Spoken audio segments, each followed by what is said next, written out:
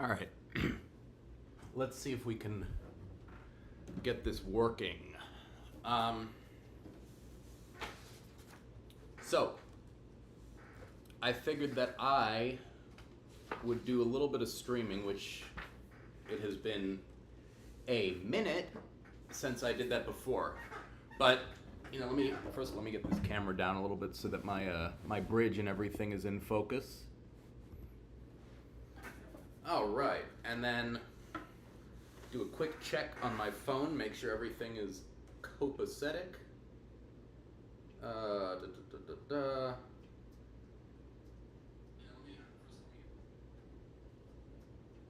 Okay, this looks normal, which I'm delighted to see. All right, let's do it. Fantastic. So I'm working on Popper 12.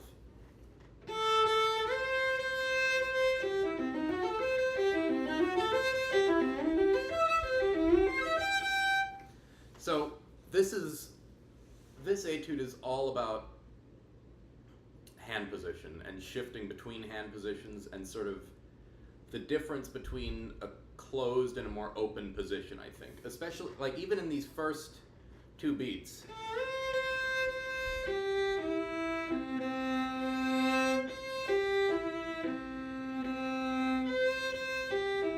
That's nice and compact, and you kind of have to stretch and slant just a tad to get that what is it? Common tone diminished seventh chord. Haven't thought about those in a long time.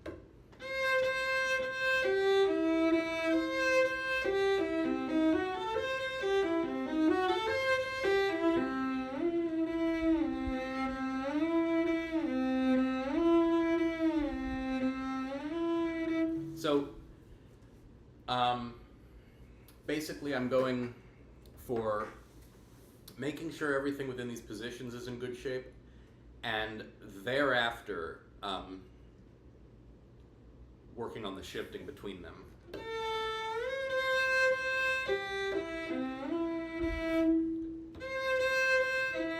And even for this E, just for matching it.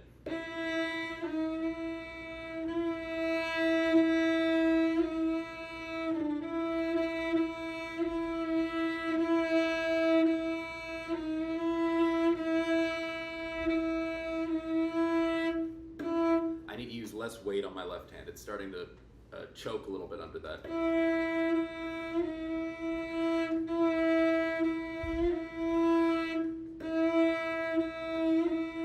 There we go.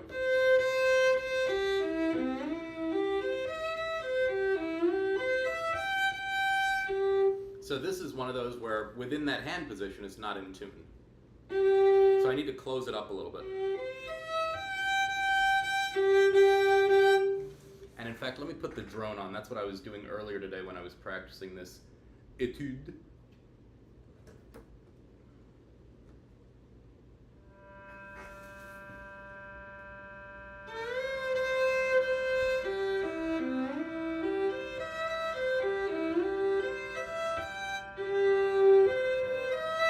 So it's that E that's getting way too high.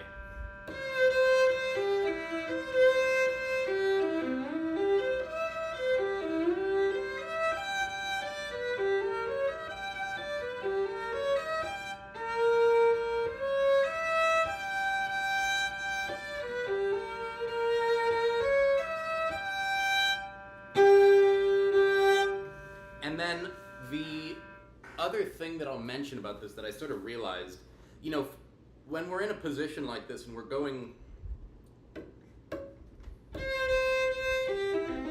between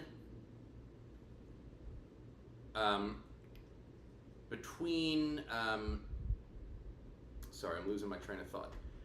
When we're going between strings in this position, in thumb position, and we've got to deal with a fifth somewhere, or a fifthy paradigm, because we have this G,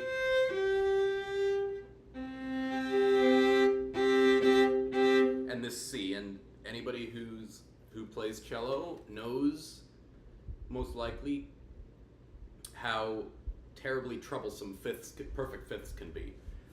What I finally figured out after almost 20 years of cello playing, I figured this out, I don't know, 2 days ago or something. If I aim my thumb for the lower strings thumb note,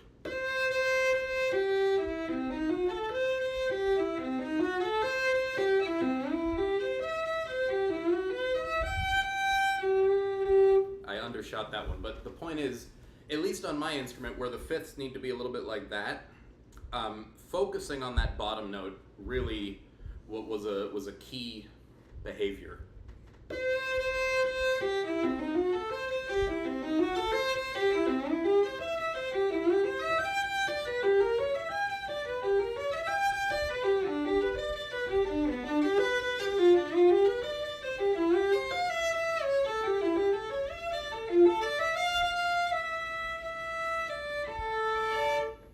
Let's tune that.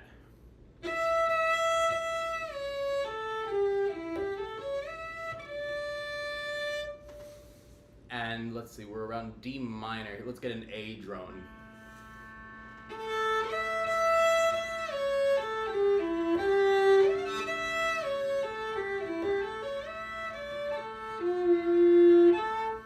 So I need to aim lower for that F.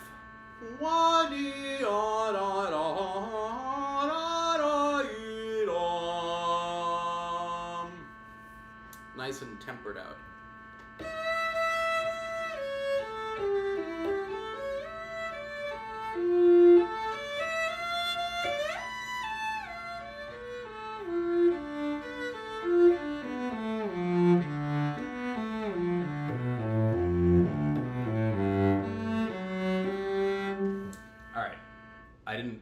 That A drone wasn't actually very useful for very long. But the point is, this finessing of, or solidifying of hand positions in different ways and getting between them is sort of the essence of this etude, and it's what I've been spending a lot of my time on. There are times when it deviates like that.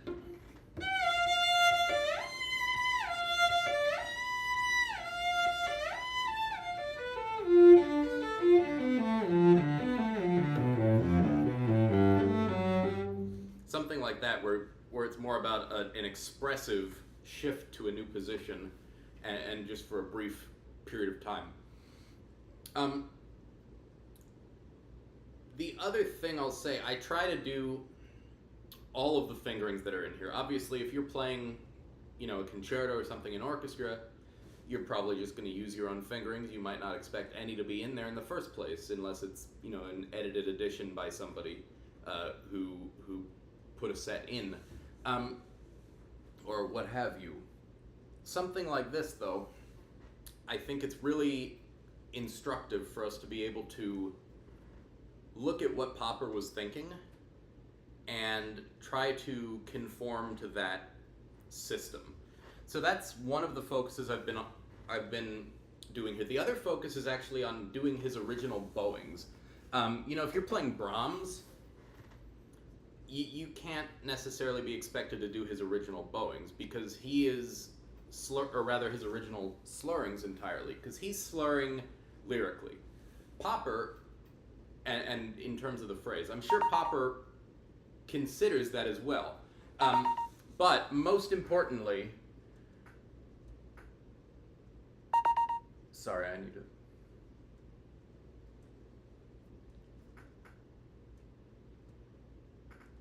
Okay, so Popper considers that, I'm sure, but I think in something like this, where it's an etude, it's really important to try to do the bowings as they are. Number one, is good for control, and number two, I think it can inform the tempo of the etude. So for example, on the second page, when we have this material, let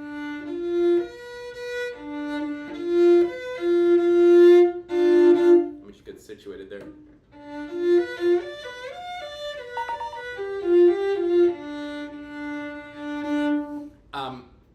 That is actually all under one slur. So for this,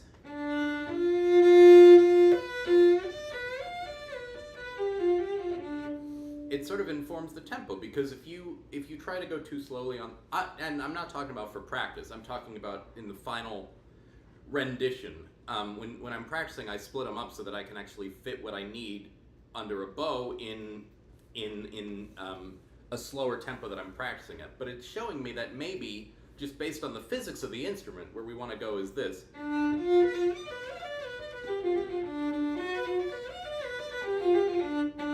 Sorry, intonation wasn't quite set there.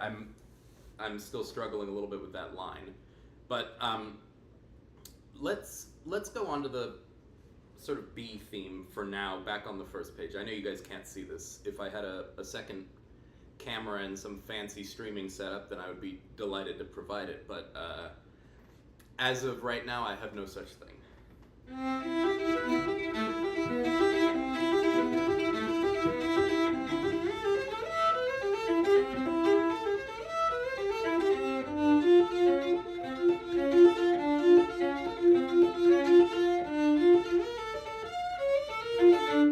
This is a nasty part. Popper throws fourth finger into some thumb position with some frequency, and it's useful for the rare cases in the rest of the repertoire where you'll find it something that you need. But it's a tough thing that we're usually not used to as cellists, because thumb position is usually just thumb through 3, with 4 being sort of a unicorn. So for this here,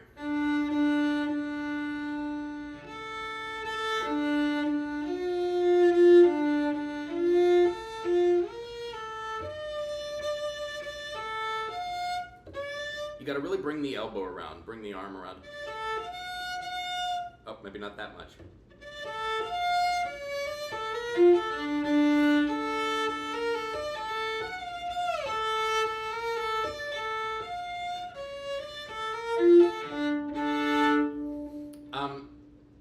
And then just give it, in fact, we can practice from this third finger.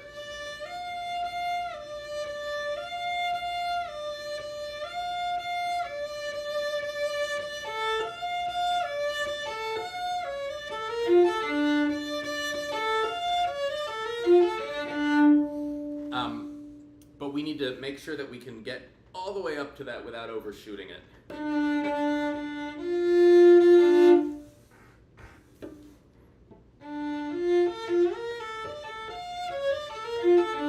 The other thing is, I keep interrupting myself. That's very rude to myself. We don't want to get dependent on taking that time up here. I think, lyrically it could sound very elegant. And,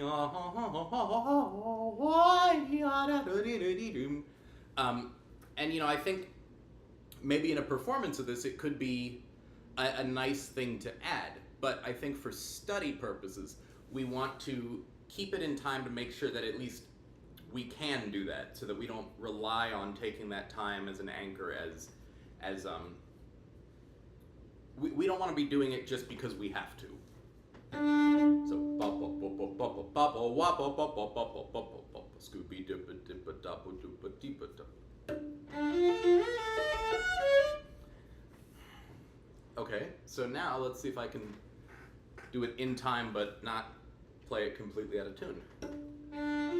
And we'll start with in time at a slower tempo.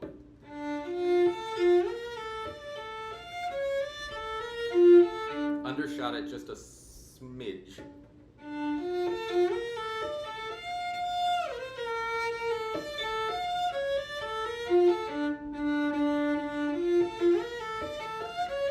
And a tiny bit faster.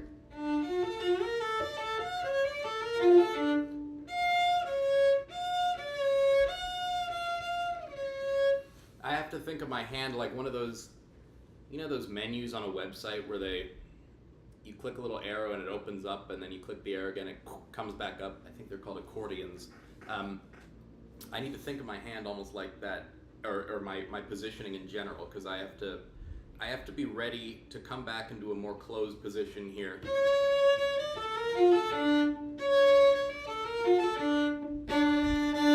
My whole hand position here is within the span of one octave, and without anything that requires extensions. I mean, there's the B flat, but that, even though it's not, you may consider it extended, it's not extended in the way that it requires extra labor.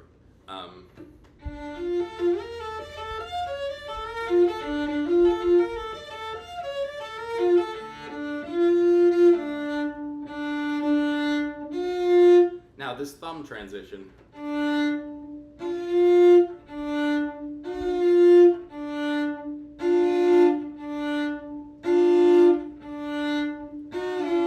whoa, hello.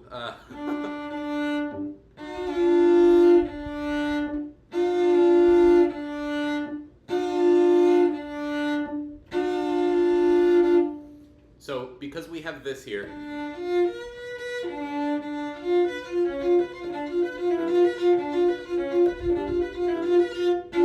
I think I'm overall sharp now. But we want to, that's more like it.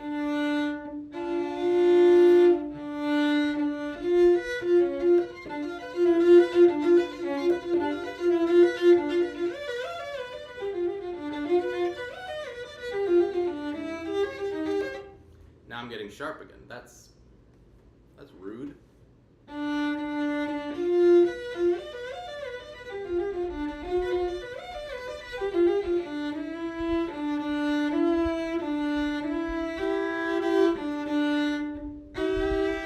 So it's the same kind of thing as before. Going from here, and in this case we're gonna go, where did it go? From here, but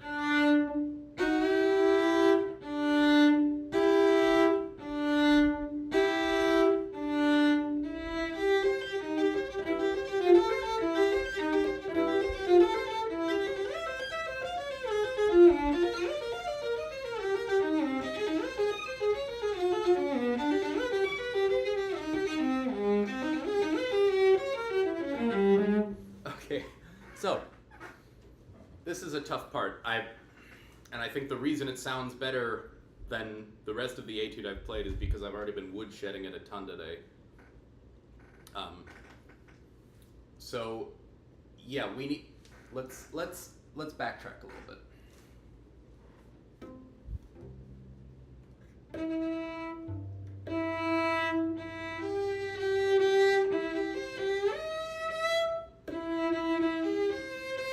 Shift with help from the elbow.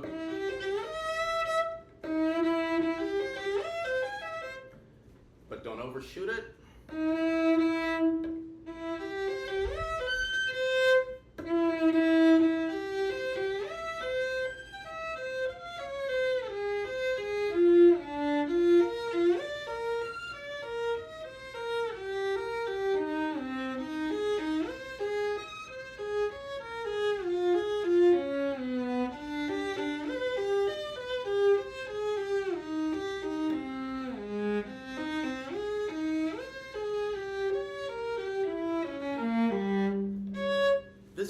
This one down here is interesting because it feels like it's going to be a bigger leap.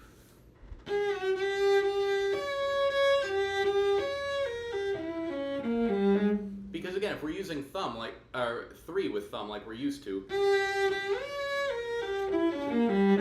then it is. But he's deploying the rarely seen in thumb position 4th finger. Let's try to, I've been rambling a little bit. Let's see if we can coalesce this stuff though in this passage at a slow tempo. I'll open up the bowing a little bit too. I didn't prepare that shift, that's why that happened. I just...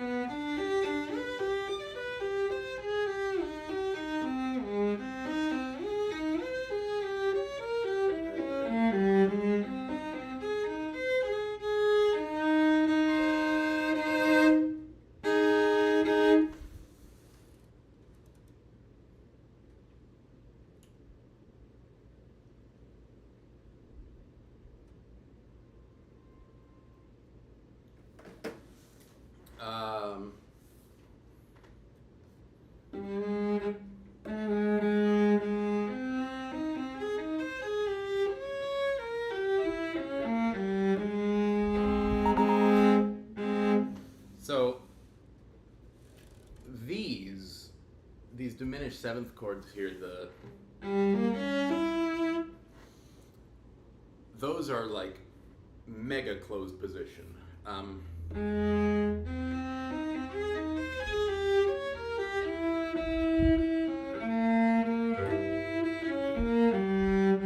So sort of a pronated left hand here.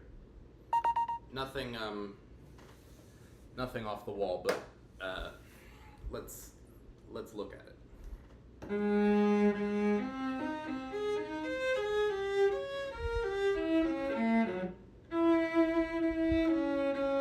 have to get close to thumb with this D flat.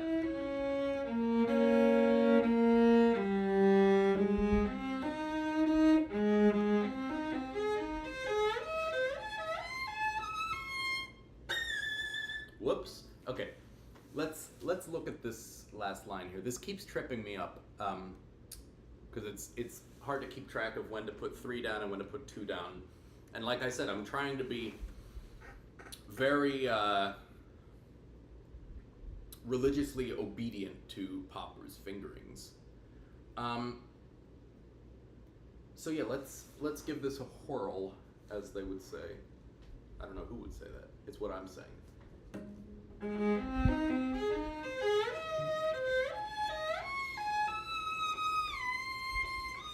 In fact, let's do it without the lower notes.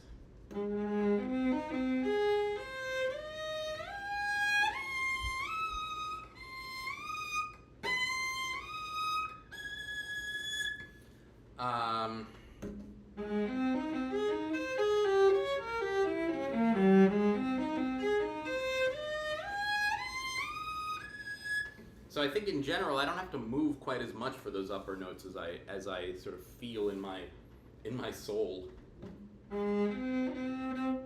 Let's add everything back in nice and slowly.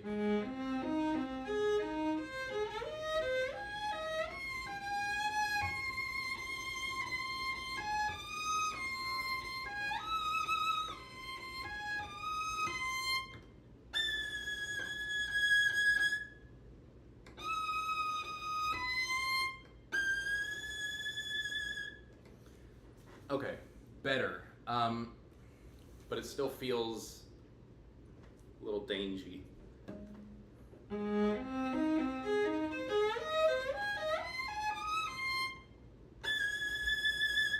Better, and we gotta be really careful not to do too much vib on that last note, because otherwise, you know, when everything's so close together up there, you're gonna end up with some sort of, I don't know, Belgian ambulance siren or something.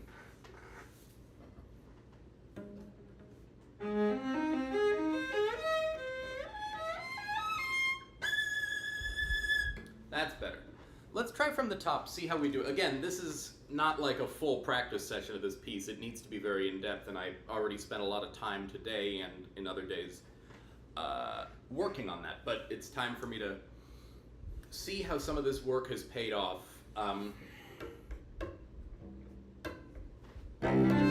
Okay. Getting set in a good position here, aiming for the bottom with that thumb.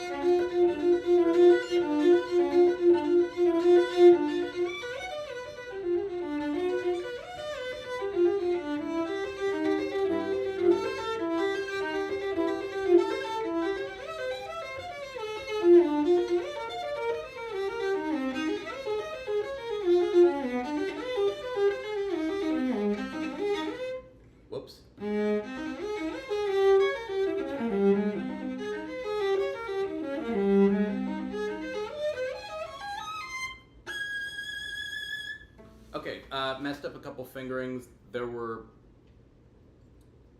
some bumps in the road that I encountered. But the only thing that I want to really make sure that I hit right now, because again, I want to have some fun with one of the other etudes as well while we're together today. Is right here.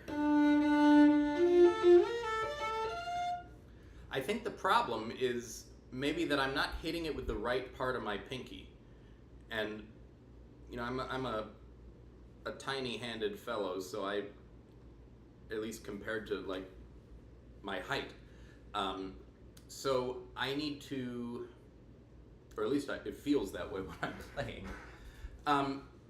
I need to make sure that more of the actual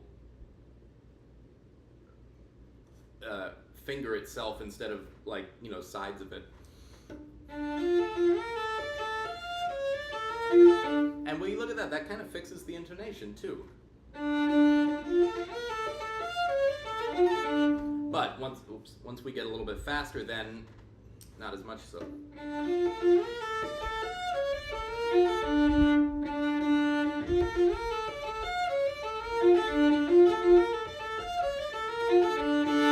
Much better. And actually, let me just hit.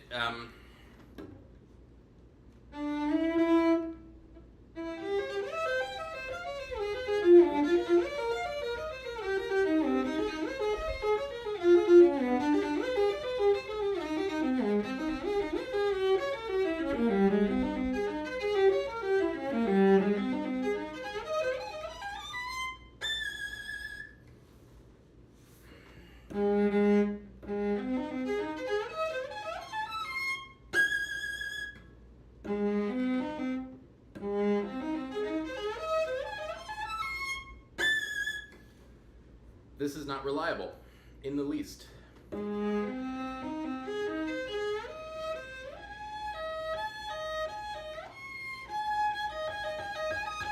There's another Belgian ambulance siren or something.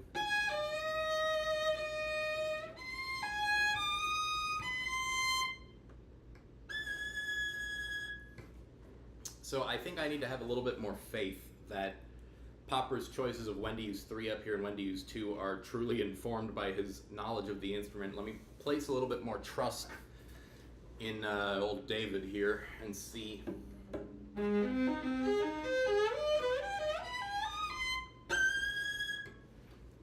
Better, but overall tending flat.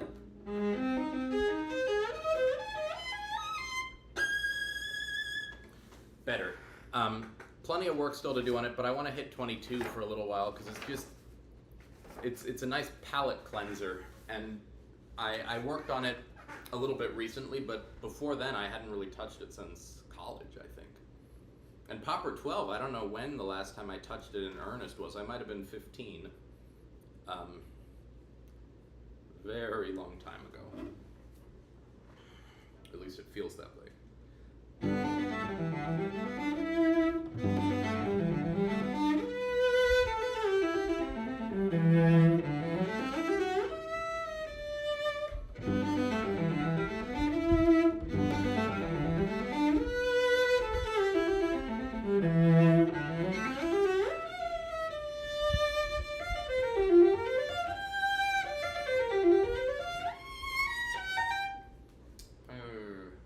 Yeah, this is where it starts to get hard.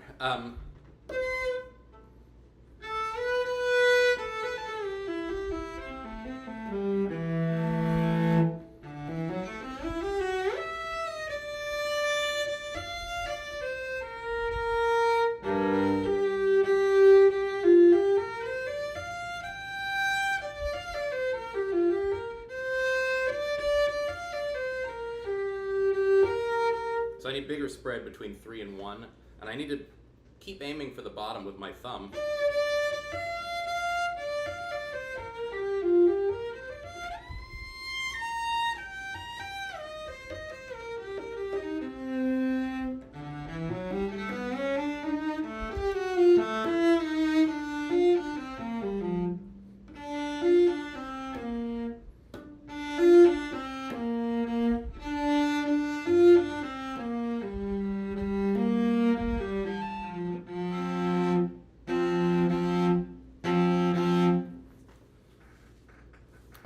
Um,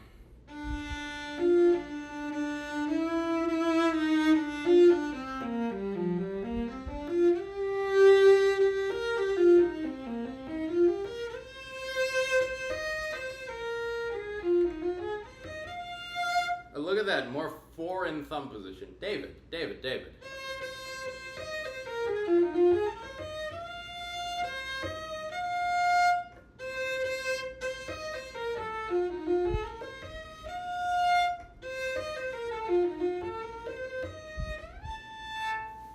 So these are, yeah, let's.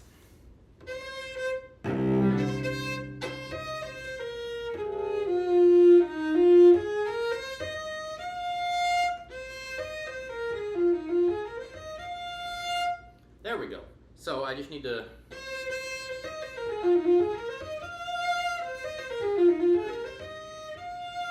Keep things compact and just trust myself that I'm not gonna, bulldoze my fingers with each other. Okay, let's go back to the beginning of this line.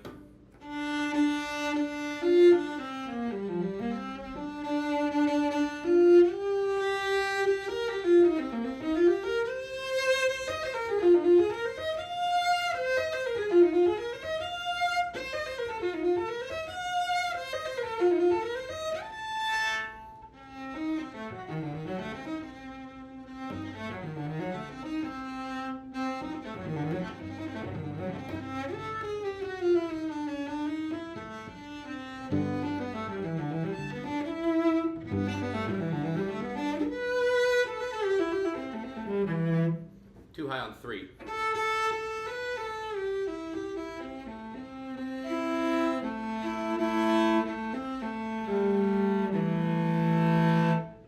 There we go.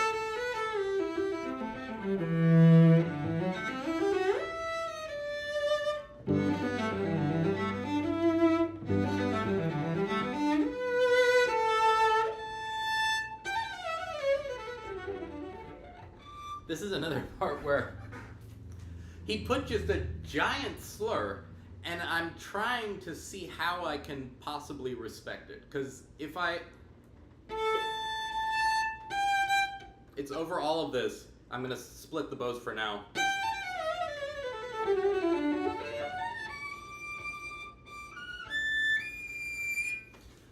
So, all in one bow, which, bow distribution feels different when you're holding a note versus when you're doing all kinds of stuff with the left hand. You want that space in the bow when you have a lot of stuff to do up here. For example, if I were doing it left-handless at this tempo,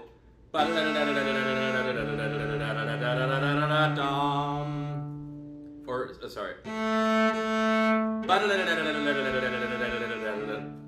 my gosh, it's so hard to do without left hand.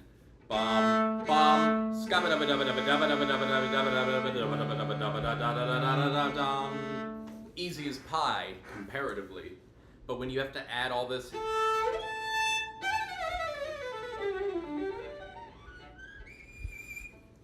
it gets very constrained. Let me just try with.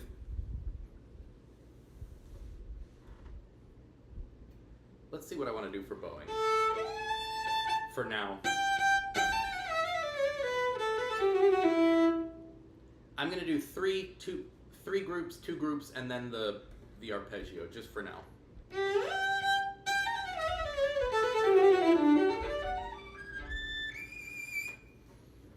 Oh, that's supposed to be a harmonic at the end. Let me just do this arpeggio.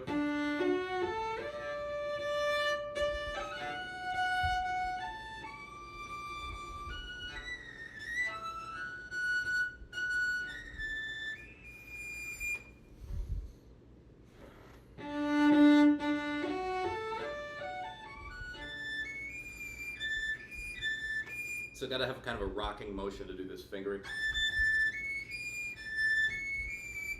I keep hitting, what is that, the G harmonic? No. C sharp harmonic?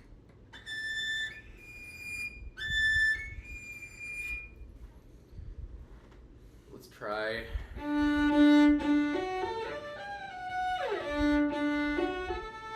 And as soon as I hit this, I need to really lighten up because it's all harmonics from here.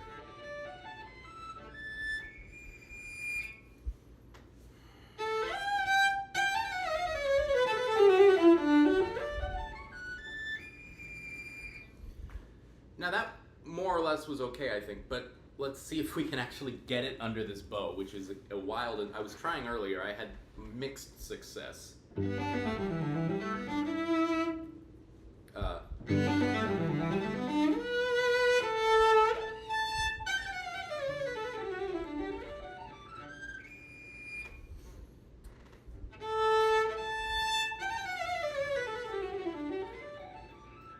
Maybe it's about, I think I might feel more need for the bow, for having more bow on this arpeggio up. So maybe all I need is a commitment to compactness at the beginning, or a faster tempo, depending on what David had in mind for me.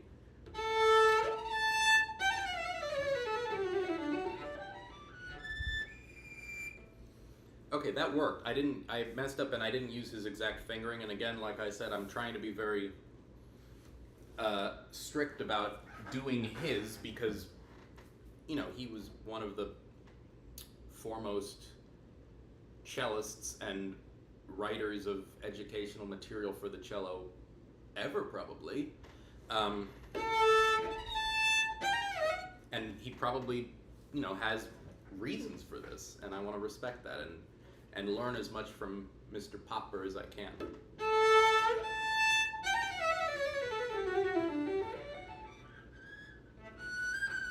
Let's just do the end, the little tail. Scooby-Doo.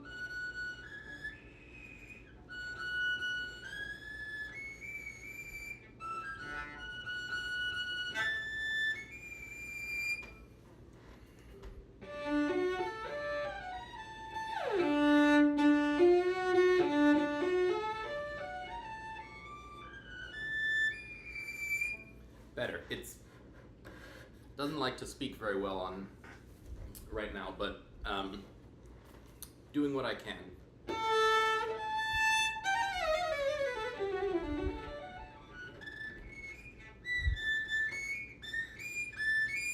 Once we get up to a faster tempo, my hand just refuses to do that fingering.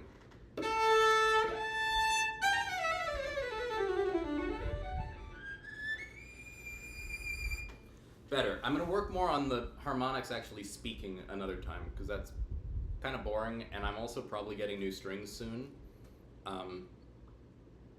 So I think I might as well, you know, wait a little bit for that. But let's go on for now.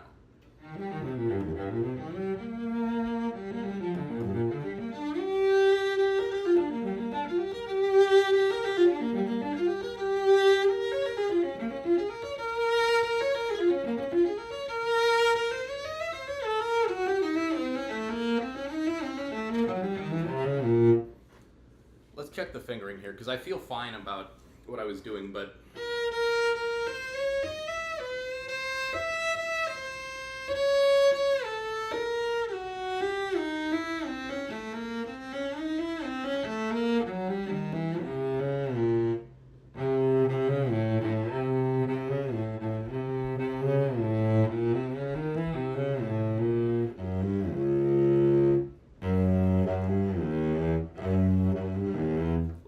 sliding. Let's see. I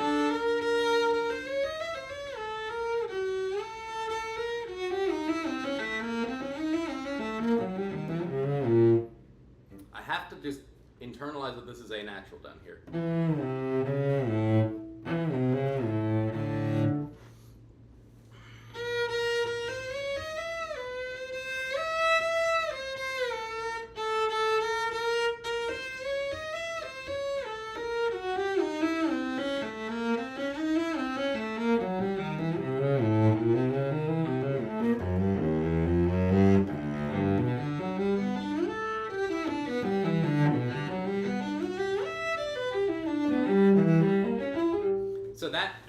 I'm going to fix that in a second, but what I was going to say is this part here, that's a place where I'm more willing to take time, like all the time, because it's not hard to get comparatively up and down from that harmonic. But I think it's so delightful and cute to take a little time.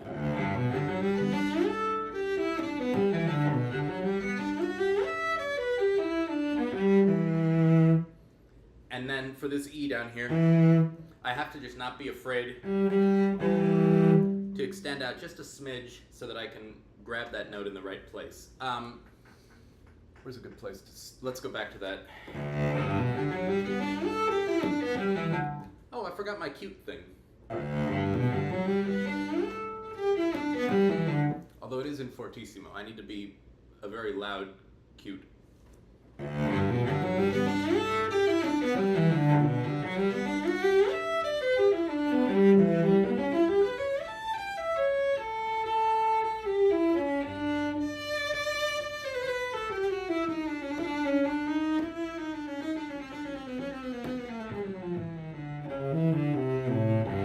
Here's another little popper problem. So we've got 16, 20, 24. We have a down bow with 27 notes and then an up bow with 5. They're all 16th notes. So,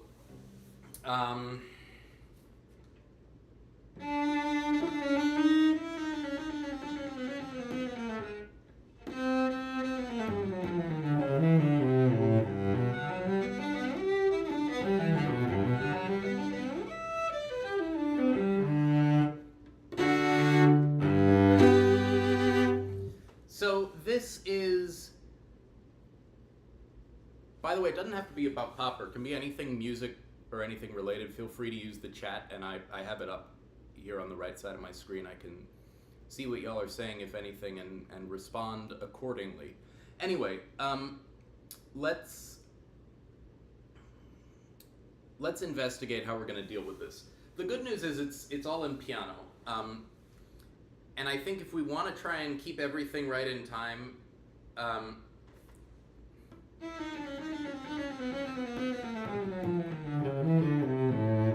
because see, if you slow it down a little bit, number one, I think it sounds good musically and it makes the bow distribution easier, but I want to make sure first that I can do it without slowing down, right in tempo. And I think the way to do that, because if I do it without anything special,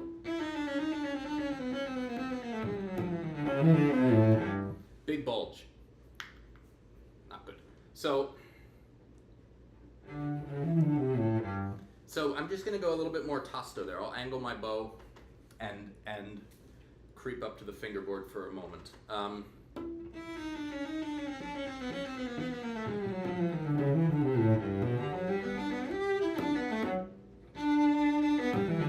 That's good practice too for something like Beethoven 5 if you're taking an audition.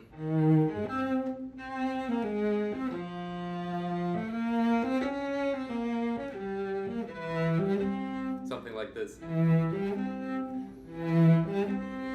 You gotta get a little bit of fluffy tasto stuff going so that you can get back to the frog without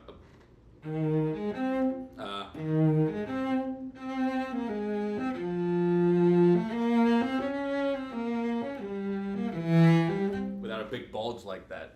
So this is good practice for some. I mean, and I love doing that about etudes, is figuring out what they're good for practicing. How they can help with whatever piece you may be working on. Okay, let's go back. So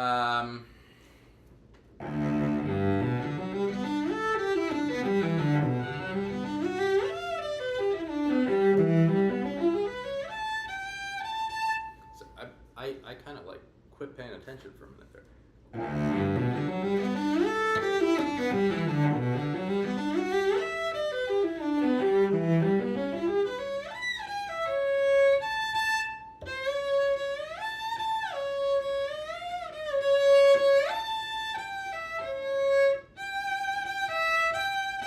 So gotta remember that's a harmonic, and I can take full advantage of it. I try not to use harmonics unless Mr. Popper actually says to, but here he did. Because again, I don't want to get reliant on anything when I'm doing some sort of technical learning.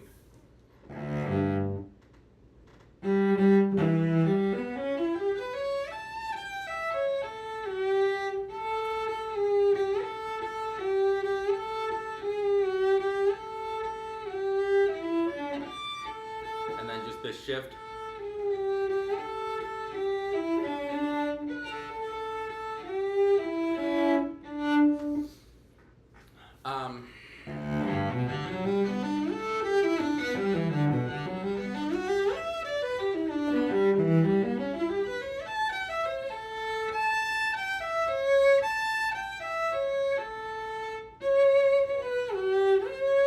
Let me just put a fingering in there, actually, because there's one that I'm sure should be first finger, but it's just there's nothing marked, and I want to make sure that I don't accidentally head all the way down to thumb there.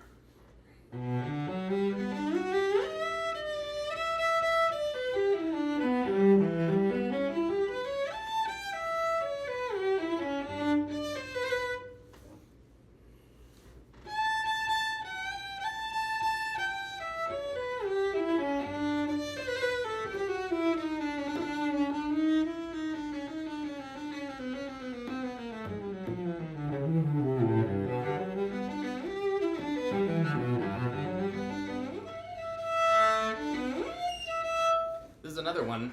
I think musically,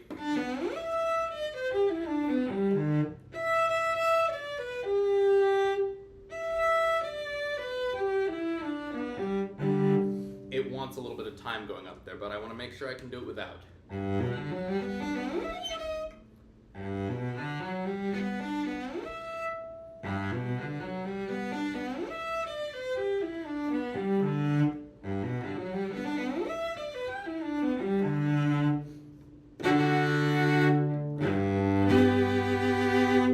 That's better. So let's slow some of this stuff at the end down.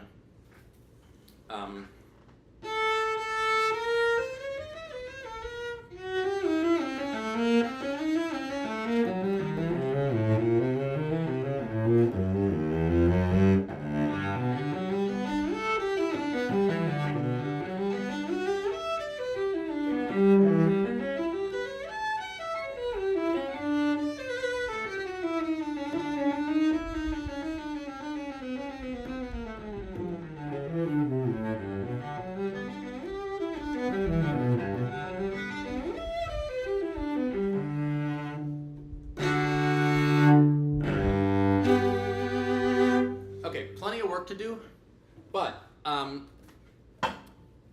I got some stinging on the skin of my thumb because I've just been doing so dang much thumb position today. And that's one of those things where if your body tells you to stop, you stop. Besides that, I forgot to eat breakfast today, and I could really go for a nice egg white scramble and some bacon. But I'm hoping to do more of this coming up in the future if people enjoyed it. You know, especially if it'll give me some fodder for new videos. Because after all, like I'm practicing every day. I've got new stuff I've got to learn every week for work and everything, and a lot of that stuff is something other people online on YouTube might be playing. Maybe it's, just thinking about what's coming up that I've got to finish learning: Tchaikovsky Second Symphony, Rachmaninoff Rhapsody. We've got, throughout the season, Copland 3, although that's under copyright, I probably can't stream that. So there's plenty of fodder, and I hope you